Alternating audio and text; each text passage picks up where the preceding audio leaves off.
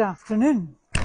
My little story today from the Wee Museum of Memory is about dried vegetables, or legumes really. I've got here a couple of boxes of Bachelor's dried peas. I don't know if any of you remember them. This one cost 14 pence, and these were your dwarf peas. And these are bigger dried peas. Which I kind of remember my mum having in her larder, as well as surprise peas. I don't know if anyone remembers those ones. I'm not quite sure what the difference was, but maybe it was a surprise that they tasted all right.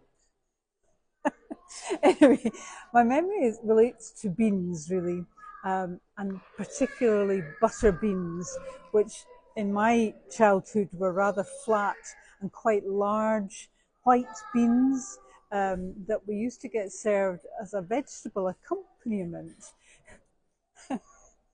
uh, my mum would do it, but particularly at my aunt's, who lived with my grandfather.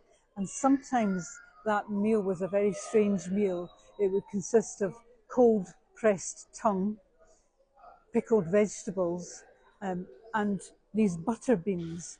And we had to eat them. We weren't allowed not to eat them. Moving round, yes, okay, I'm moving around quickly. The other thing about having tea at my aunt's was my grandfather, who seemed very old when I was a wee girl in the 60s, and used to mumble some form of grace.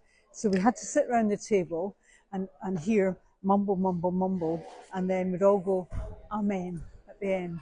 I have no idea what he was saying, and I've checked out with my older brothers, and they have no idea what he said, but we all joined in with amen at the end. Anyway, so this strange tea of pressed salad, tongue, pickled vegetables, and butter beans, and we were under a 3-line whip that we had to eat at least 4 or 5 of these butter beans in order to be polite.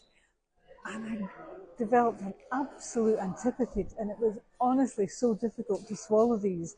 I used to sort of mush them up with the pickled vegetables, cauliflower. I don't know if you remember these, cauliflower and onion and carrot. I don't know. It was a strange combination.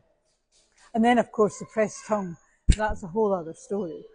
Anyway, so I grew up not liking butter beans, but now that we can call them lima beans, I quite like them.